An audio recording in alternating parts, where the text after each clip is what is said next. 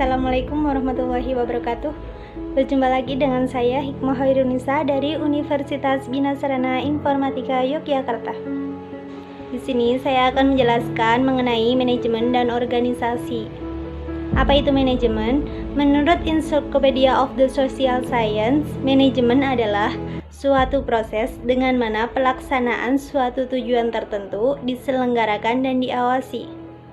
Sedangkan menurut Manulang, manajemen adalah seni dan ilmu perencanaan, pengorganisasian, penyusunan, pengarahan, dan pengawasan sumber daya untuk mencapai tujuan yang sudah ditetapkan. Untuk tingkat manajemennya, paling atas ada top level manager, yang kedua ada middle level manager, dan yang terakhir ada low level manager. Untuk top level manager sendiri, itu terdiri dari direktur dan wakil direktur. Sedangkan tugasnya adalah perencanaan strategis. Yang kedua, middle level manager. Di situ ada isinya yaitu kepala divisi dan kepala bagian. Tugasnya adalah perencanaan manajemen. Dan yang terakhir, low level manager. Di situ ada supervisor, mandor, leader. Tugasnya perencanaan operasional. Untuk tingkat manajerialnya ada 3 juga.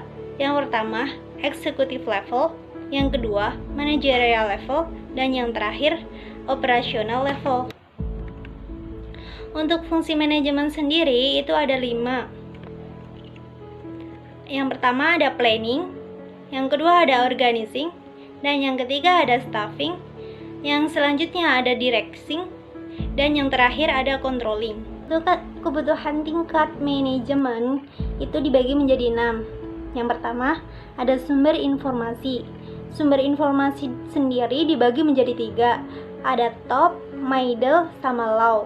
Untuk top membutuhkan informasi dari internal dan eksternal seperti pemerintah, masyarakat, pesaing, dan supplier. Dan untuk middle membutuhkan informasi bersifat tengah-tengah antara top dan low. Untuk low membutuhkan informasi internal dan sedikit eksternal, misal dari supplier. Nah, yang kedua ada lingkup informasi.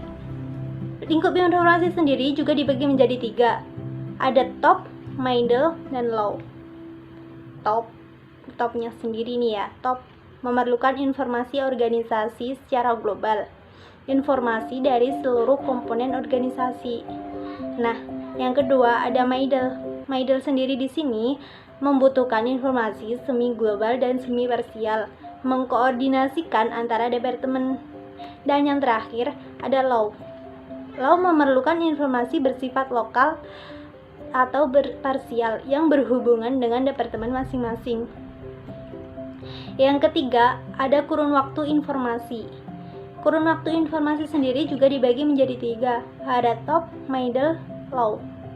Untuk top kurun waktu informasi di sini memerlukan informasi untuk jangka panjang, rentang waktu jangka panjang tergantung jenis perusahaan. Yang kedua ada middle. Middle membutuhkan informasi jangka menengah, dan low membutuhkan informasi jangka pendek. Yang keempat ada kelengkapan informasi. Kelengkapan informasi juga dibagi menjadi 3. Ada top, middle, sama low. Nah, untuk topnya memerlukan laporan hanya pokok-pokok permasalahan saja. Jadi hanya pokok-pokok permasalahannya saja. Dan yang middle memerlukan laporan semi pokok. Dan yang low memerlukan laporan yang lengkap seputar bagian masing-masing. Nah, untuk low itu laporannya lengkap. Tadi kalau top hanya pokok-pokok permasalahannya saja. Dan untuk yang kelima itu ada kerincian informasi. Kerincian informasi juga dibagi menjadi 3. Yang pertama top, yang kedua middle, dan yang terakhir ada low. Top di sini memerlukan informasi berupa ringkasan, biasanya dalam bentuk grafik atau diagram. Untuk middle memerlukan informasi semi ringkas, dan yang low memerlukan informasi yang rinci atau detail. Dan yang terakhir, yang keenam, itu ada kerangka waktu. Kerangka waktu juga dibagi menjadi 3. Ada top, middle, sama low. Top di sini membutuhkan informasi tentang masa depan.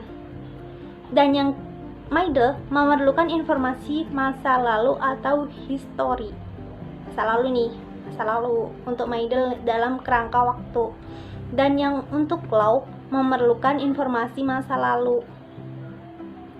Dan untuk peran manajerial di sini ada peran antar pribadi. Terus ada peran informasi dan peran keputusan.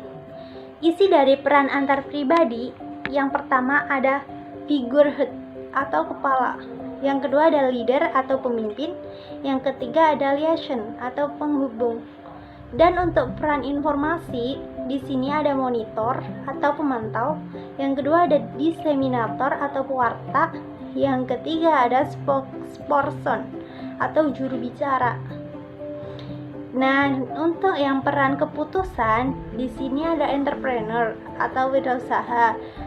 Terus yang kedua ada disturbance handler atau pemecah masalah. Yang ketiga ada pembagian sumber daya. Yang keempat ada perunding atau negosiator. Nah, untuk yang manajer itu keahliannya komunikasi dan memecahkan masalah. Untuk pengetahuan dasarnya itu komputer dan informasi. Udah ya, sampai sini untuk pengertian dari manajemen. Sekarang kita masuk ke organisasi. Nah, definisi organisasi sendiri adalah suatu sistem perilaku orang-orang yang saling berinteraksi dalam melaksanakan pekerjaan atau tugas. Sedangkan definisi struktur organisasi adalah kerangka dan susunan perwujudan pola tetap hubungan-hubungan di antara fungsi-fungsi. Beda ya. Kalau misal struktur organisasi itu kerangkanya, tapi kalau organisasi sistem perilaku orang-orangnya. Nah, struktur organisasi di sini ada 3, ada lini dan staff, dan fungsional.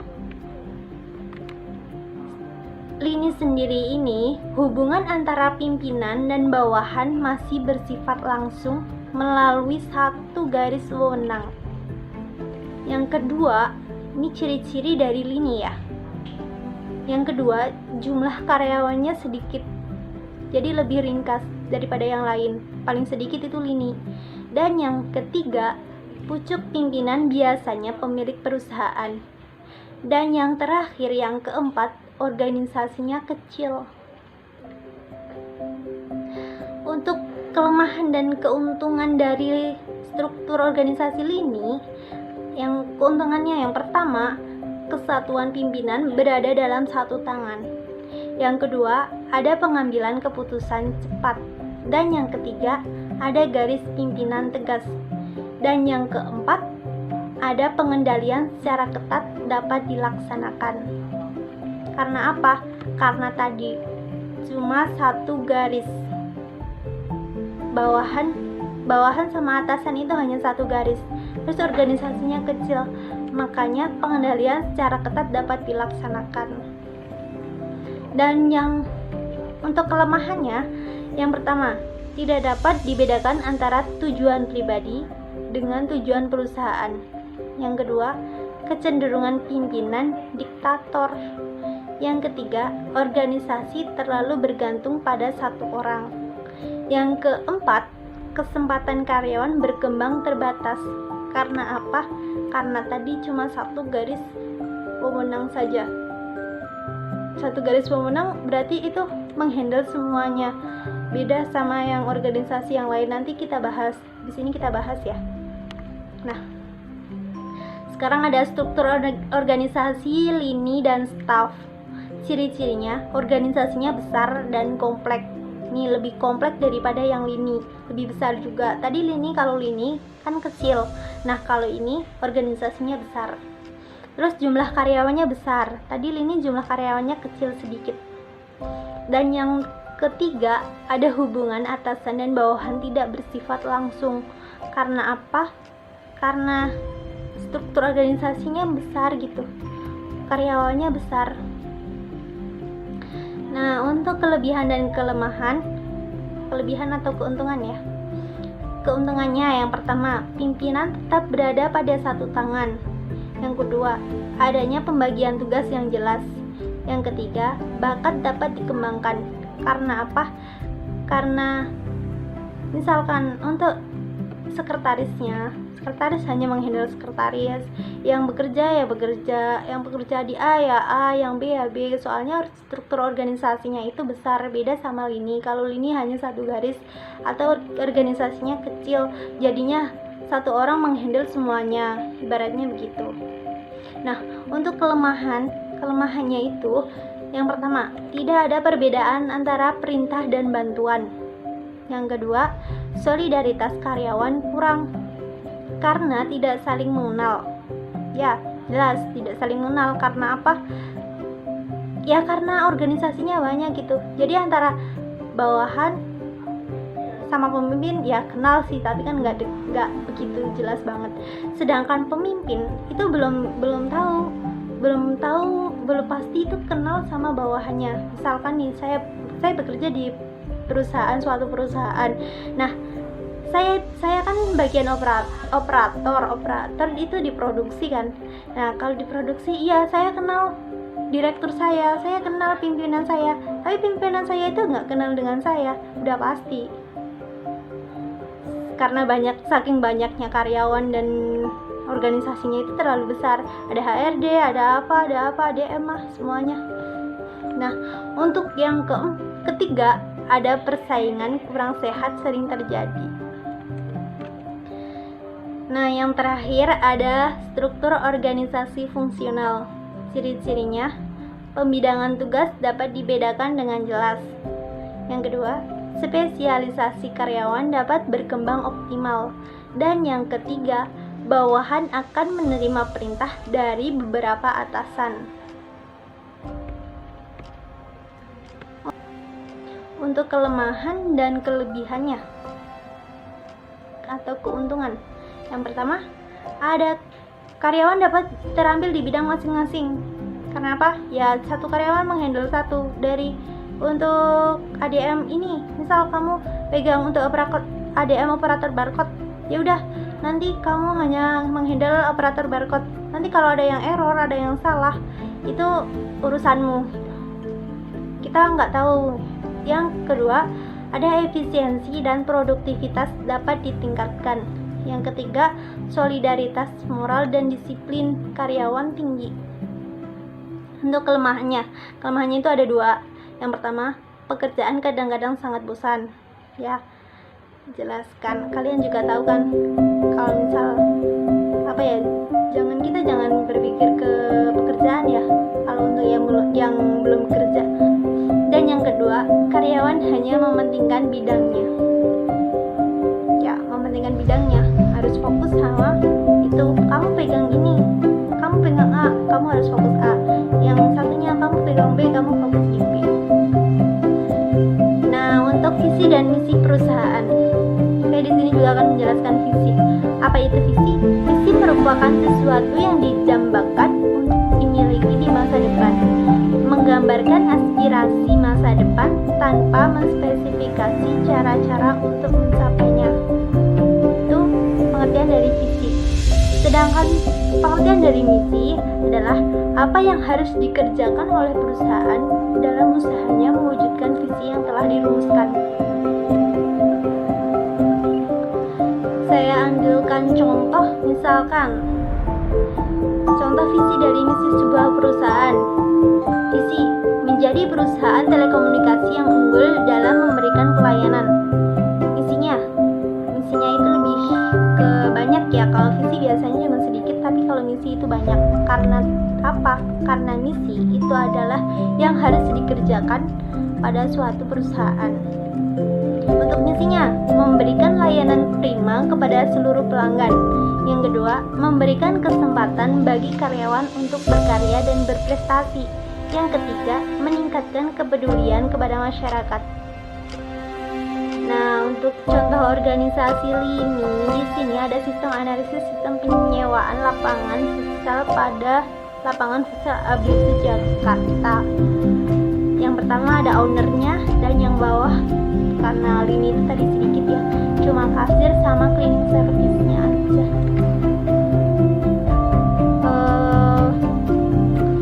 Untuk ini ya, ini dan staffnya, contoh dari UD Furniture ABC itu paling atas ada pimpinan, dan yang bawahnya ada manajer penjualan, dan yang bawah di bagian penjualan ada bagian gudang dan bagian ADM penjualan.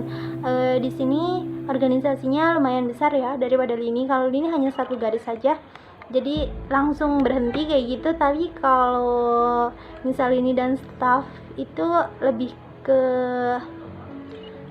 detail gitu, tapi belum detail banget. Kalau yang detail banget tadi fungsional. Sekian penjelasan dari saya. Apabila banyak kekurangan saya mohon maaf. Saya di sini juga sedang belajar. Mari kita belajar bersama-sama, saling support aja ya. Apa yang kurang boleh ditambahkan di kolom komentar, atau ada yang salah boleh dikritik. Terima kasih. Wassalamualaikum warahmatullahi wabarakatuh.